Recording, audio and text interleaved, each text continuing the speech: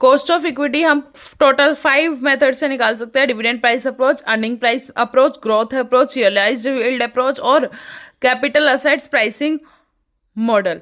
ठीक है, तो डिविडेंड प्राइस अप्रोच से कॉस्ट ऑफ इक्विटी निकाले तो dividend divided by price P0, dividend divided by P0, dividend divided by P0।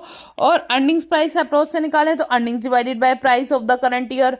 ठीक है, ग्रोथ अप्रोच से निकाले तो K E is equal to D1 by P0 plus G. जैसे हमने 10th चैप्टर में फॉर्मूला पढ़ा था कि P0 इज इक्वल टू के D1 डिवाइडेड बाय के ई माइनस जी, तो उसी फॉर्मूले को बस यहाँ पे के ई के उसमें लिख दिया। ठीक है, K is equal to D1 divided by P0 plus G. P0 में से फ्लोटेशन कॉस्ट माइनस होंगे और जैसे ही जी कैसे निकालते हैं, बी इंटू आर। ठीक है, बी इंटू आर, और जी को एक और मेथड से निकाल सकते हैं क्या, कि dividend at the current year divided by dividend at the number of years until जो भी लास्ट तक चलेगा, divided by N under root up to N minus 1।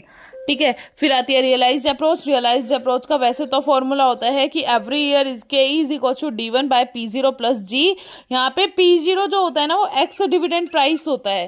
ठीक है, मतलब एक्स डिविडेंड कैसे निकाल सकते हैं, cum dividend minus DPS. Ex dividend is equal to cum dividend minus DPS. ठीक है, और रियलाइज्ड यील्ड अप्रोच ना दो तरीके से निकाल सकते हैं। कौन कौन सी, या तो opening and closing price, maturity के उसका दिया हुआ है, डिविडेंड पेमेंट्स हर साल दे रहे हैं, और दूसरा की closing and opening prices every year दिया हुआ है along with dividend payment every year. So फिर इसी मेथड को, इसी दो तरीकों को देख के हम रियलाइज यील्ड अप्रोच यूज करते हैं, और इसका फॉर्मूला ये होता है K is equal to D1 by P0 plus ji.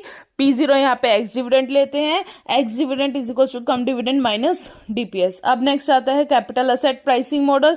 Capital asset pricing model का फॉर्मूला होता है K, repeat a second, K E is equal to R F, K is equal to R F plus beta R M minus R F.